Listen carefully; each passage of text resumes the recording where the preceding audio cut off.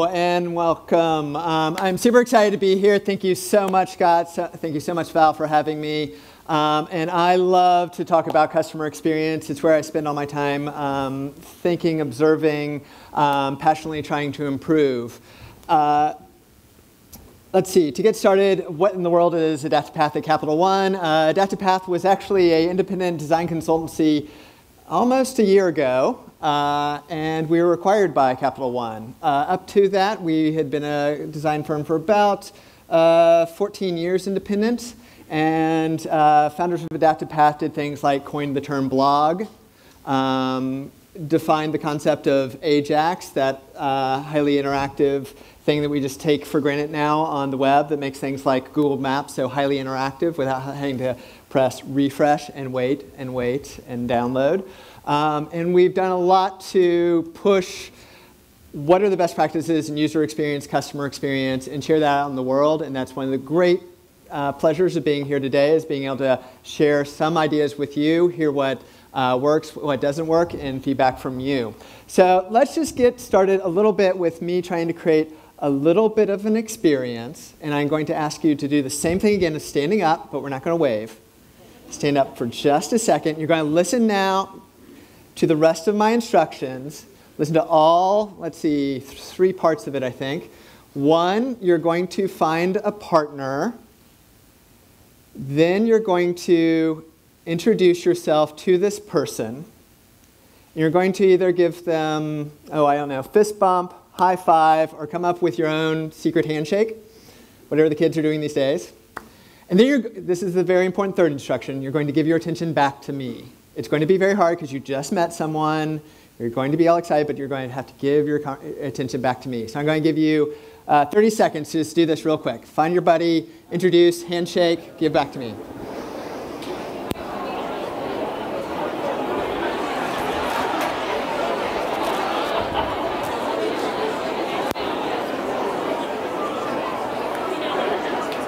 The remote.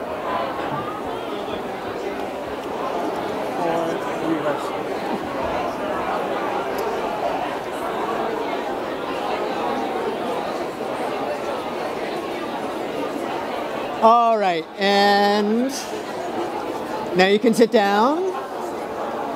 I told you it's going to be hard. You just met someone, you're very fascinated. All right. Look at that, I totally lost your attention. Back to me, back to me, back to me. It's all about me. All right, thank you everyone. So, one of the great things about conferences, for those in the room, is to be able to meet other people, and boom, you just did it. We just got off over that first uncomfortable hump of meeting your first new friend, hopefully, and now you have a secret handshake so that whenever you see them around the conference, you have a way to break the ice again and get back into the conversation. A great thing about conferences is it is not a zero-sum game. When I share knowledge, you get it all, I don't lose it. Same thing is the people you just met are so excited about what you do, want to share ideas, want to learn what works for you, and so I'm here to share what has worked for me. We're going to start off with another kind of experience, talking about creating experiences. This one is about this new toy that's coming out. A friend of mine I found out is at this company named Sphero, and they created this robot based on a new Star Wars character that's coming out in the Star Wars movie. And so look at what's really happening here. 2 kids are interacting with a new form of technology. It's essentially a robot made into a toy. This robot is making its own decisions, essentially, based on what it sees, that the kids are trying to touch it, the surfaces around it, perhaps those shrieks and screams.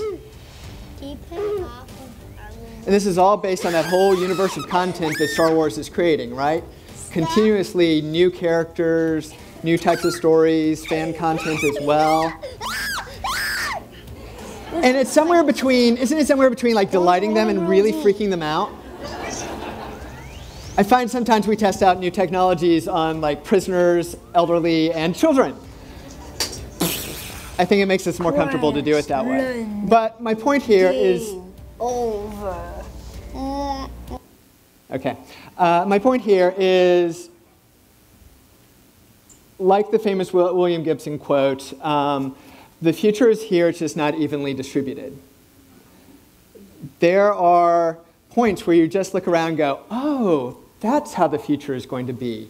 We're going to have to learn how to interact with robots, and we're going to give them kind of human qualities. We're going to assume they're human-like in terms of how they're interacting, making choices, run away from us in that case. And we're going to use all our human wetware to our brains and emotions to figure out how to deal with them. So I want to show you another moment that I had a couple years ago when I visited South Korea. And this is in a train station in Seoul. What you're going to see are people assembling a new type of retail experience. Instead of going to a grocery store, they're putting shelves, virtual shelves, into a train station. South Koreans are the second hardest working, longest hours of any nation in the United States, any nation in the world. And so the idea of spending an hour or 2 hours on your weekend, on your personal time to go to a grocery store and do that for your family, isn't maybe as appealing as doing something like this. So it's interesting how it's been diagnosed to fit in their life. And here's how it works, is you go up to this very flat screen or flat display, you use your phone, QR codes to scan the items you want. You use their e-commerce system from the phone and take a picture like that. It goes into the virtual shopping cart. The very real product gets boxed in a very real box through a very real truck, and a very real person then delivers it, because you want very real food at the end of the day to eat. So this was actually developed by a subgroup of Tesco, the large retailer. I think they're based in the UK. The system's called Home Plus. And I think it's really surprising. I think it's different. I think it is one of those moments where it's like, oh, okay, experiences are going to be kind of different in the world, in the mobile world, when I saw it. And I want to point out the things I think are really interesting. Number one, it makes money. To have a great experience, it has to be economically feasible. I love to create delightful, wonderful human experiences for people, but even if it's a nonprofit, it has to be, economically possible. And so that's something that's really important, and I can go through that in depth. That Tesco, or Home Plus, was asking this question, is how do we increase our sales volume without adding more stores? They were the second biggest grocery in South Korea, and they're like, okay, but how could we increase sales volumes without just adding more and more stores? That's an assumption we kind of want to reverse. What could we do instead? And they came up with this very interesting solution of using train stations and other public spaces as their virtual grocery store. I like it because it's integrated and scalable. They use a lot of the capabilities, the logistical capabilities they already had. They just kind of put a new interface on top of it. It could scale very quickly. They could add other train stations, other locations to it. They have humans in the right places. You had to have humans deliver it. There's humans for customer service for any problems, those sorts of things. It made sense from that perspective. And there's not a lot of touch points, but it still made sense. They were very conscious in choosing the phone, the location, those types of things. And I like this very much. It could fail. They could try it out, and if it didn't work, they just reverse it out and say, okay, we can still have our e-commerce mobile platform, but we're not going to do displays like that anymore. Oftentimes, when I've seen other people see this, that video is actually available online, there's a lot of talk of, oh, aren't QR codes cool? But even in the past year or so, QR codes have started being replaced by new technologies so that you can just wave your phone near something to scan, these types of Apple Pay interactions. And so it's not really this that's interesting. And I hope we can all agree it's these kinds of things that make this experience different and interesting. And that's why I want to talk a little bit about, and the title of this talk is, the case for customer experience.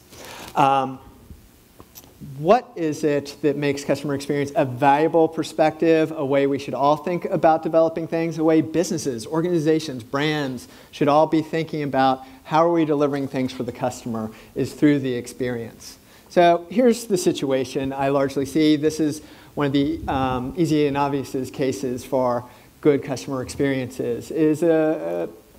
Recently, Bain & Company asked some questions of leading organizations to understand customer experience and their role in it. They asked 362 firms this question, are you customer focused? And 95% of those firms said yes. Okay, first of all, I think it's very brave of the 5% to say, not so customer focused.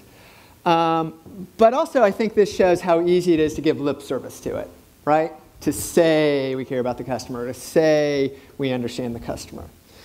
So then they asked, okay, well, do you deliver a superior customer experience? Is it better than your competitors? And 80% of them said yes. We deliver a superior customer experience. Now, whenever 80% say they're above average, it's a little suspicious, right? Yeah, okay. So that's all well and good, but they then Bain had the smart idea of saying, okay, let's go and ask your customers then. Isn't that embarrassing now? And so how many customers do we think agreed that the companies that said they were delivering superior customer experiences, the customers agreed? I heard 15, it's actually 8. Now that's embarrassing, right? But also for all of us in the room, this is great job security, right? This is how badly organizations perform relative to where customers' expectations are. That we don't serve them well, we don't really focus on them, we don't deliver experiences that they think are superior, are great. And so this is a nice grassy green field where it's not just advantageous for, say, our careers and for the ideas we want to promote inside businesses, but it's also a green field for businesses. Like those who serve a customer really, really well are going to be rewarded. So I think why I'm very passionate about this is if you start to, just at very high levels, break this down, there's two parts of this. What's going to be really good for business and what's going to be really good for people? Serving people well. I remember my very last day, very last class of business school. And the professor, the dean of the school actually stopped and said, what's the purpose of a business? And we all went through our notes really quick, shouldn't we have learned this? And then we all quieted down again, and he said, the purpose of a business is to make money. And that kind of depressed me. And so I did a lot of reading of business leaders I respected, and I finally came to the perspective that the purpose of a business is to serve people. It's to have a customer. And if you do that really, really well, the financials are the purposeful byproduct of doing that well. It's the score that says you've done that really, really well. When you get those confused, that's when you run into that 92% of other companies that are somehow making it, but probably aren't performing at a high level. So when I look at this set of things about the Home Plus solution, when we label them categorically, what are they about? It's about delivering value to the customer, and in return, the business gets value. It's about having a systems approach. It's about understanding people, and including people in the experience. It's about understanding the customer's journey and having some flexibility with how you deliver it. And if we look at these things, yes, just like that diagram before, some of it is more on the business side of how do we run the operations, how do we deliver value, how do we get that value out back from the customer. And then the other side is how are we treating people? How does it work? So let's start a little bit with the business and systems side. I think Home Plus is a great example of acknowledging and understanding great experiences have to work economically. That on the left side is their typical approach. The normal approach to grocery stores is have a retail store, put the product in it, the customer comes in and selects it off the shelf, versus the virtual stores that we just saw. And these are estimates that I've generated just to understand it, but I'm told from folks in the grocery industry they're not far off. That I know for every dollar that you as a customer pay to a grocery store, about 89% of that is for the product, right? And so the grocery store only has 11 cents left to work with to cover everything else. So let's say 2 of those pennies of the 11 cents are for labor, for people stocking the shelves, the clerks. A penny for marketing, putting out sales circulars, those sorts of things. A penny for overhead, so the boss can get his take or her take, and because in retail it's location, location, location, you have to have the right store, right space, you're going to pay 4 pennies for that, let's say, and that leaves you 3 pennies of profit per dollar. And actually it's even thinner than this normally in grocery sales, so I'm being really, really generous. But let's look at the virtual store shelves and understand the economics there. I'm going to start with what's reflected from the retail store sales, because what's changed is location. We don't have a location. The location is really the same as the marketing penny that you're paying for. And so we get to move all that down to profit. That's kind of cool. They've changed the experience. They've actually made it more appropriate for someone with a really busy life, and they made it more economical. So it's a 3% profit margin in retail store, maybe it's a 7% profit margin for these virtual stores. So you do, but I'm saying it's much lower cost. The question is, you have to pay to put those things up in the train stations. Yes, it's marketing dollars that are working the same as if you were putting out sales circulars, and it's much, much lower cost than actually having a physical retail store. So I can imagine, and I think it's proved out fairly well for Home Plus, that they were able to grow sales without having to add more stores. That it's been something that fit into people's lives, and it's continued to show up in things like bus shelters and other places where people naturally stop, have a moment, and can do some shopping. But I think the important thing is this, that the value for the business, this value that we were just talking about, is only created after we serve people what's working best for them. Otherwise, they march themselves, their time, their attention, and their money to somewhere else that works better for them. So the math could all work out, but if it isn't serving people, if it doesn't fit into their experiences, into their lives, it doesn't matter. So I want to use this as a new perspective to talk about the importance of experiences for business. That you could take something as simple as a greeting card, right? It is made up of the words that show up as ink and paper. But we don't pay for ink and paper. Just like when you go to Starbucks, you could have gotten that coffee so much cheaper at home. But you're paying for something different. And in case of a good greeting card where we pay, I don't know, like a papyrus card is probably, what, $8, $9, $10 sometimes for those really nice ones. You're paying for this idea of feeling loved. I want to touch someone. I want to help them know that they are special. And I am paying not for the ink or the paper. I am paying for those great words and the feeling that I am creating in a connection with someone else. And that is worth a lot more than ink and paper.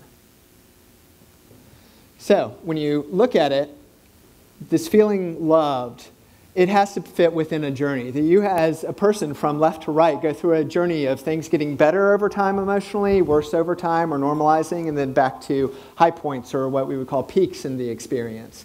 That you have to realize an occasion on the far left is even happening. That you maybe compose that card or start to send it, and that starts the warm feeling of what someone may feel when you deliver it. Then there's a long wait maybe if you're sending it in the mail, and then there's a peak point of that person receiving the card and that rush of emotion. Any guesses on what that next peak is?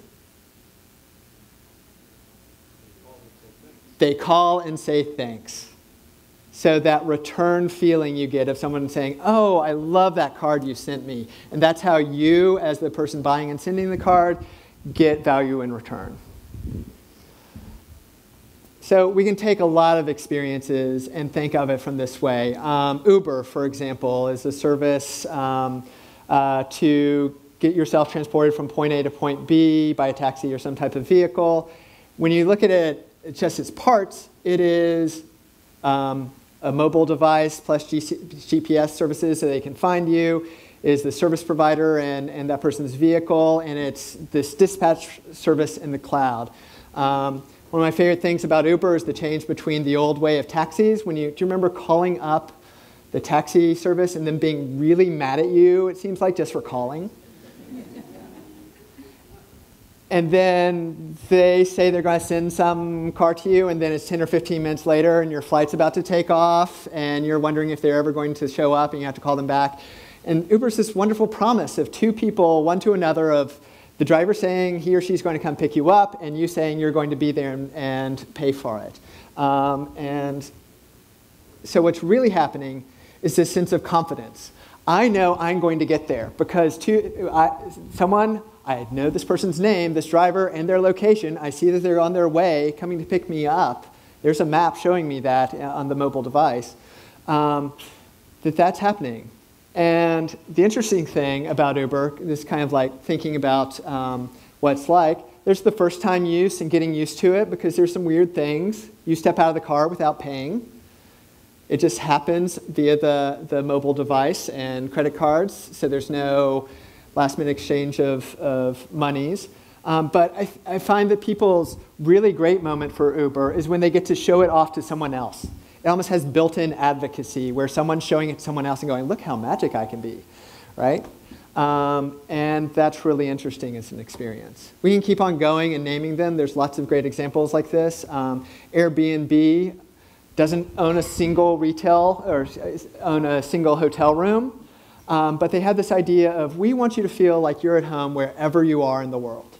We want to give you that sense of control, of knowing what's going to happen, that this is going to be a lovely travel experience, even though it's not with a brand name, Marriott, or sorry, where are we? DoubleTree.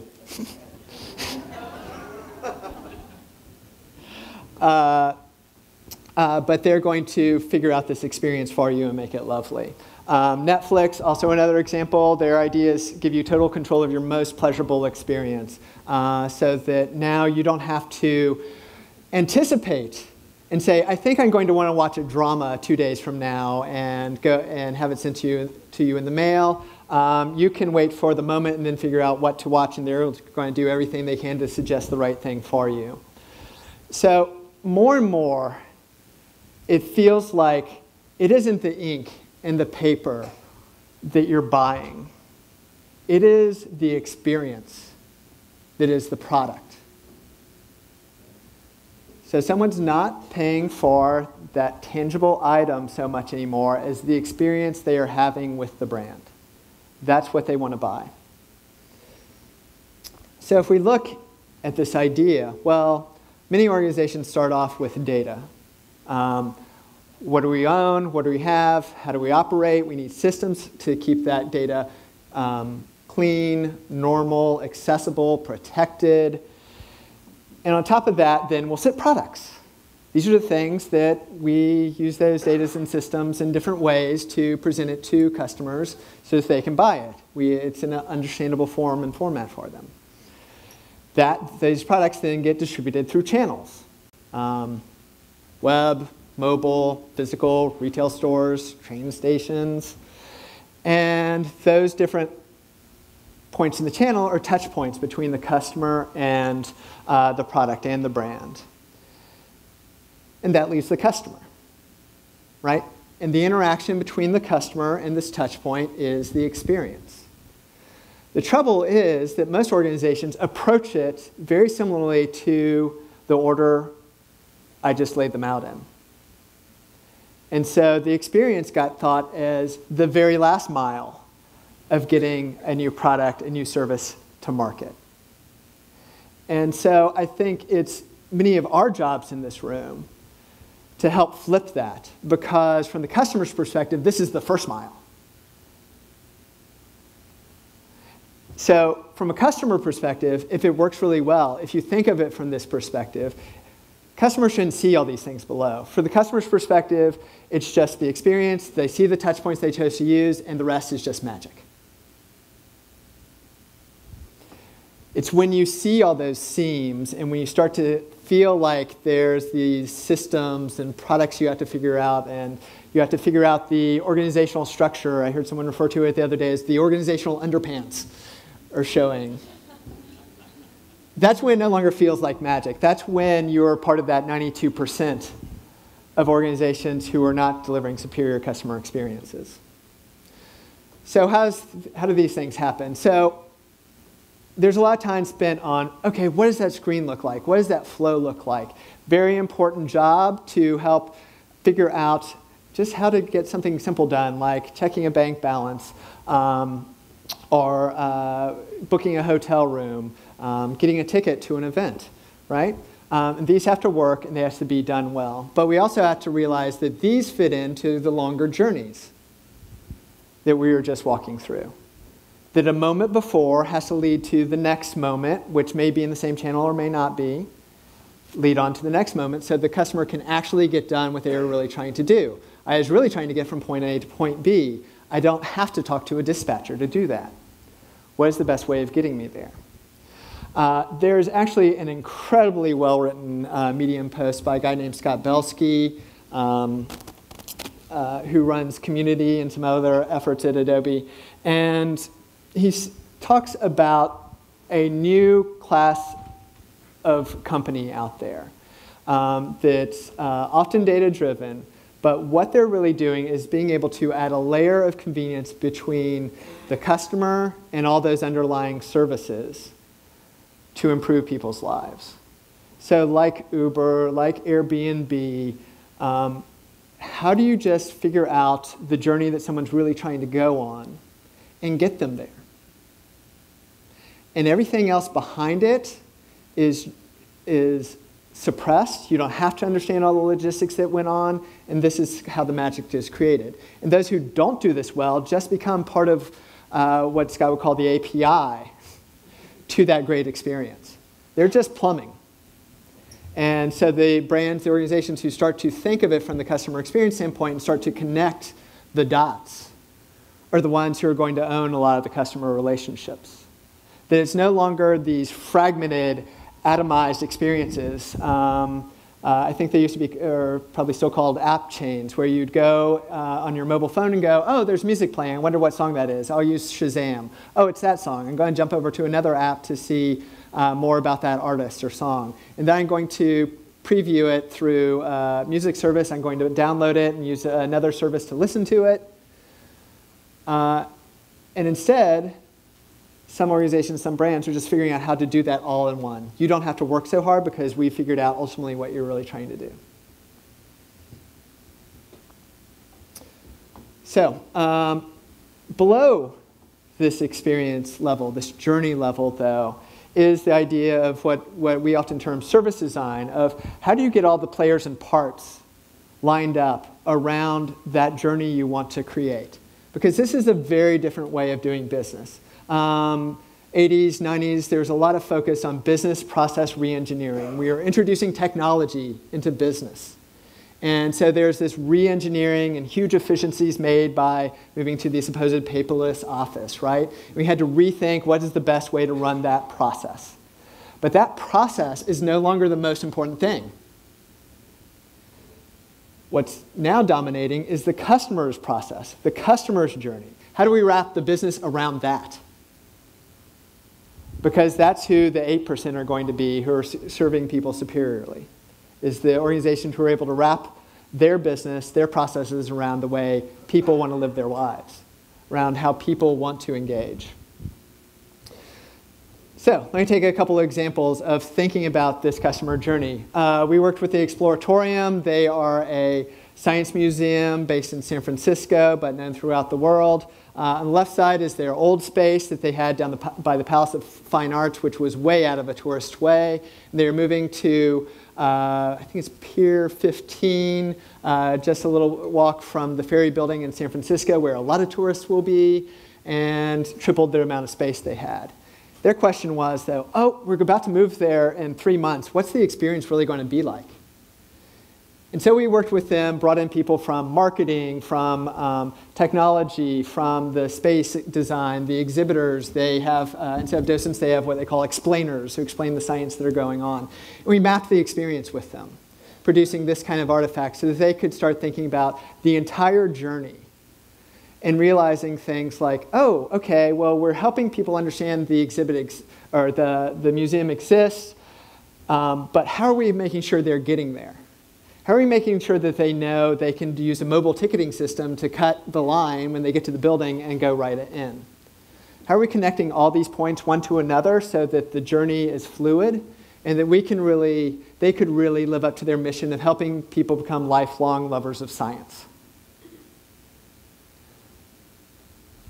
Another example, travel in Europe. We worked with an organization called Rail Europe to create one of the first experience maps we were able to share of what is this customer journey like of planning travel to Europe. And so from left to right is the stages that you go through of considering it, finding the right ticket for train travel, going on the journey, and then reflecting back on it. And that's a really long journey, just like thinking about going to a museum, back to returning home and increasing your love and engagement with science. What we found, for example, from doing this is that Rail Europe was using a lot of photo imagery on their homepage of Europe, of travel, of the romance of Europe by rail. And what we found is no one cared. They'd already decided they were going to Europe. They had already decided that they were going by rail. And what they wanted was confidence. I don't usually travel by rail. I'm from Nebraska. And you need to make me confident that you can carry this all the way through for me. And I'm booking the right ticket, and then you're going to be there with me for the entire experience. And so what they also launched after doing this work together was a mobile system so that when you're in Europe, you know you have someone there in your pocket to help and assist you should you need help. And that became the messaging. That became the focus of what they wanted to tell someone first about using Rail Europe. So seeing this journey, seeing what you're trying to do over time with the customer starts to change what you develop for them, what you present them with. This is the last journey example for a little bit, but the idea of going to the emergency room. Who's been to the emergency room in the last year? Yes, I'm clumsy. I've been a few times. So what is it like? What does it feel like? And how would you think about changing this journey? We worked with a Bay Area hospital group who is really known for listening, for being there, for having empathy for the patient. And they're about to introduce electronic health records into all the rooms and all the interactions. And so a lot more often, the doctor, nurse, whoever might be like this, and then paying attention to you. And so they wanted to understand what the experience was like so they didn't mess it up. And what we found with them was that largely the experience of going to hospital room and medical experiences in general were one of either anxiety or relief. And how you went through the experience changed greatly how you were feeling on the spectrum of relief and anxiety. We spent a lot of time interviewing people who had recently been through the emergency room. What was it like? Having them tell us their stories, helping us understand what stood out and what kind of made a difference. And we started to understand these stages that existed of just realizing you need help. Oh, I may need to go. How can you start immediate relief for me? How can you help me discover what's wrong with me and explain that? We have to fix that problem. You have to send me on my way with a plan. And then, of course, that doesn't end it because you're going to get a bill. And that's part of the journey too, right? So we want people to be better. We want people back to health. We want them to pay their bill because it has to be an economically possible experience.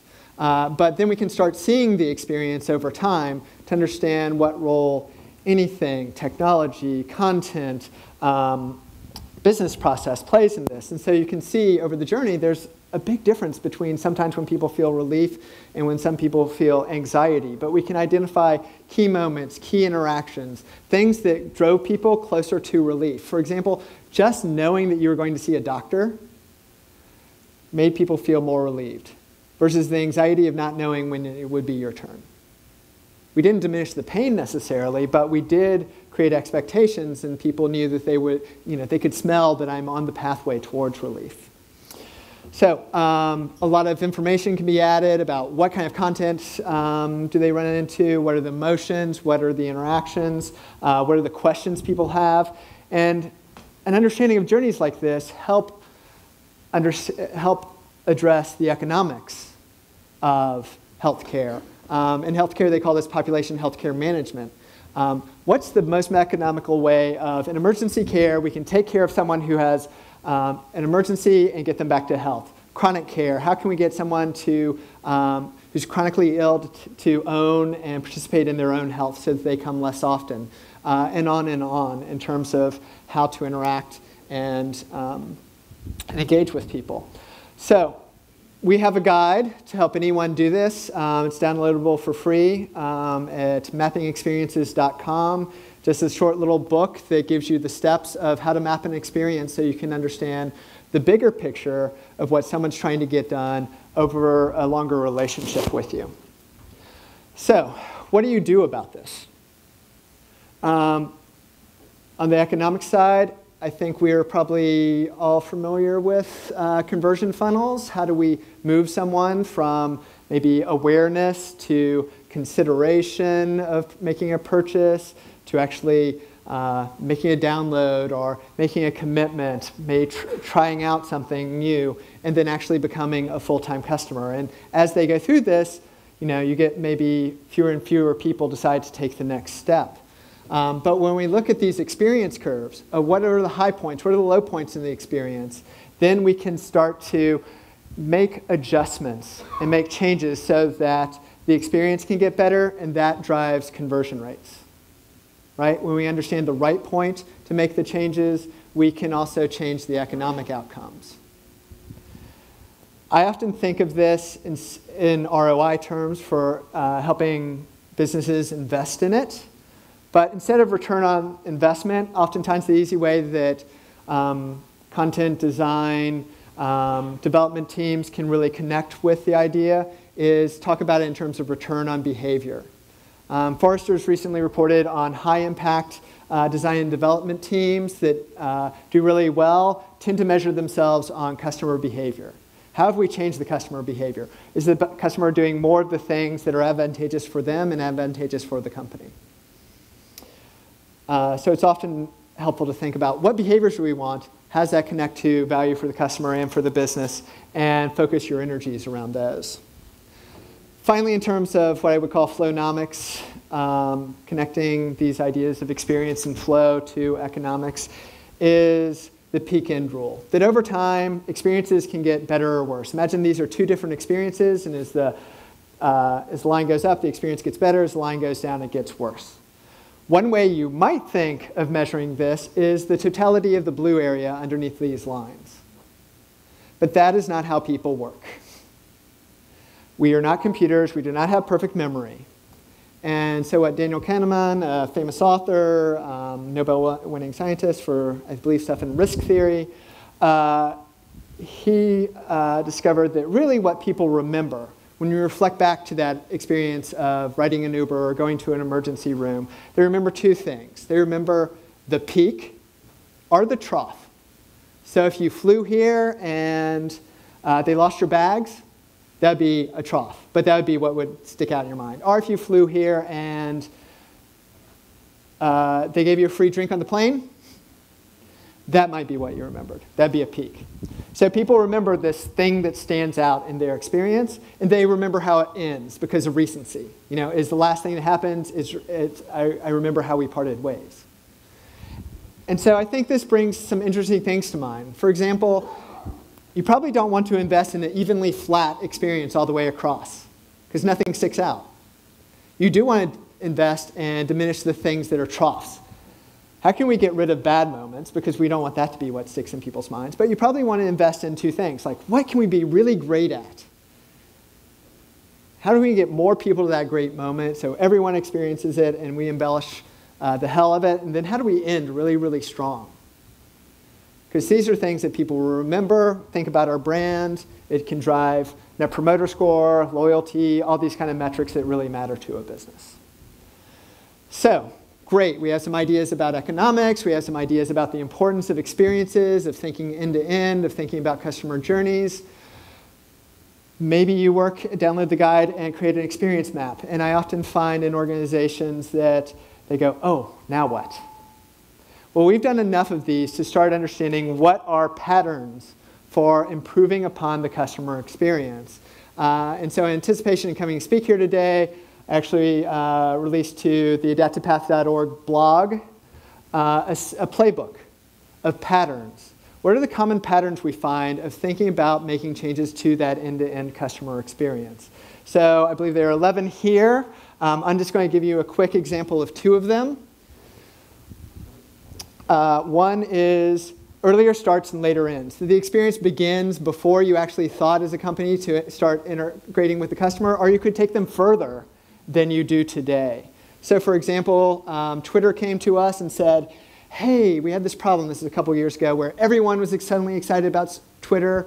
They were signing up for Twitter and then never coming back. Right? And so Twitter wasn't doing something successful for those people. So we found a set of users who came to Twitter, signed up, didn't do anything, and then came back 3 months later and started using it again. Because somewhere in those people was a special information of what was Twitter valuable for and what did it not tell you in the first place. And illogically, to all Silicon Valley standards, Twitter decided, based on that research, to lengthen the sign-up flow. Make that experience go longer. Because it wasn't important that people signed up. People were doing that. What was important was that they became active users. And so they changed that flow to look like this. So great, largely the same of here's what Twitter's valuable for. Go through and give your information so they can have a relationship with you. But then let's end not by showing people the top 10 tweeters, because you may not want to follow Lady Gaga or whoever it might be. But let's show you categories that you might be interested in. Let's show you, let's help surface someone you'd want to follow, because if you follow someone, you're likely to see what Twitter's useful for. Oh, they're sharing links. Oh, and it's reminding me it exists because it's sending me tweets. And this started moving more and more people, I think it's 29% more by the time they implemented this, to becoming active Twitter users. Another quick example uses a couple of these. The idea of getting rid of troughs, those bad moments we talked about, and also using intelligent experiences. Intelligent experience, defined by Mike Witterstein, is the idea of we're sensing context, we're adapting, we're anticipating needs, and we're measuring and improving things all the time, using a lot of that data integration that we have through mobile, of knowing what someone's actually doing. And so the Disney Magic Bands that they've recently introduced into the resorts are a great example of knowing where someone is in the park, knowing what might be appropriate based on all the intelligence we have about the park. Like, are you near a ride that has a short wait time? You don't know that as a guest to Disney, but Disney knows it and could actually drive traffic and people to the right areas to have a more enjoyable experience. And those are the kinds of things. So essentially, Disney's using that intelligence to erase troughs. They found that people end up walking back to the castle that's at the beginning, even though they might want to, there have been shorter routes to getting where they wanted, just because we're not great at humans at wayfinding, right? And so they were able to fix all these things. Where's my food? Where's the best place to eat? They were able to diminish a lot of these troughs and make the experience a more magical one for customers. And then finally, what to do. I want to talk really quickly about content as a pilot. Hello, Brandon. Hello, Steph. This is Steph Hay. Yes, let's talk content. What is content strategy? Content strategy at Capital One. Sure. Okay. Content strategy at Capital One is how we design experiences so they feel like conversations. So that's interesting. And she goes on to outline a couple of rules of what is content strategy. It's got to be natural language. That to be a bank, we have to be brave and say things like money instead of financials. Right? If that's the word people use, let's use those words. We have to be use case specific. If we're trying to delight something, we can't assume we're delighting them. We have to spend time with them to make damn sure it is. And we have to be contextually relevant. We have to know where someone is on that journey to deliver the right content. So the last thing I want to do, these things help create experiences that feel human based on the content, based on the strategies we have for it. So the last thing I want to do for you is offer up an idea of using content alone to understand what are the experiences that really engage people.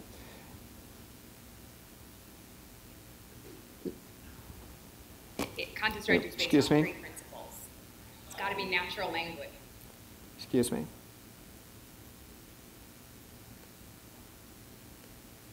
Content prototype can be It's a content prototype that we would test in empathy research.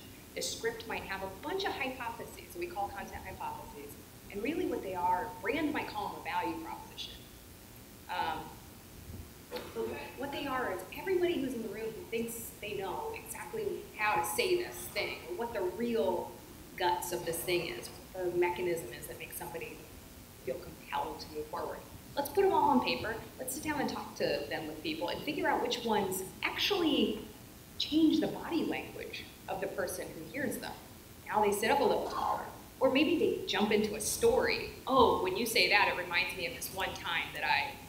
And these are indicators that even just a piece of content, a single piece of content, has a hook in your brain that shows itself in your body language, in your energy, or in the stories that it compels forward from you. And there's something about that. So Steph's head of content and strategy at Capital One, and she's talking about a means to use content as a prototype. Skip development, skip coding, and just create content that you can put in front of a customer to see if it's natural language, to see if it fits in their life. Have someone actually tell you whether it works. She's going to give a quick example. Like a favorite simple content prototype that you can share with us. Yeah, so payments. Here's the simplest content prototype. We're going to do it right now, okay? Brandon, you owe me money. Why do I owe you money? Okay, let's say we have a pre-existing relationship. Okay. That's even better, okay? Brandon, you owe me money. How much? That's right. The first question you ask is how much, and that's what everyone asks. But in our existing payment experience right now, what I would say to you is not the amount of money. Instead, I'd go, which account do you want to pay from? And then I would ask you, what day do you want to pay? This isn't a natural conversation. It's not intuitive. And this is how people make a payment to us, okay? So when we actually have the conversation, before there's ever an interface, just like this, but we pay attention to the natural conversation as it happens in real life. There was no interface. I'm your interface. If we pay attention to that, what ends up happening is we uncover the natural language that we have not designed it for. So everyone has an idea of how the content could be, what the solution should be, but when we actually put it in front of customers, think about what a natural experience could be, should be for them, we learn so much. We learn so much about how the business processes don't make sense from a customer standpoint and what we could do for them. So lastly, I just want to back this into the idea of this is how we can better think about content, about how it drives experiences, about how it makes it natural for people and the way they want to live their lives. That the great things about journeys is it takes people from somewhere to somewhere. It may not be physical, it may be a state change from being, let's say, financially unconfident to financially confident. But we have the capabilities to do that. If we design experiences really well, we can create the experiences that actually create better customers, both from their own sense of being as well as from their value to the organization. So thank you very much for your attention. I appreciate it. Here's some resources for you.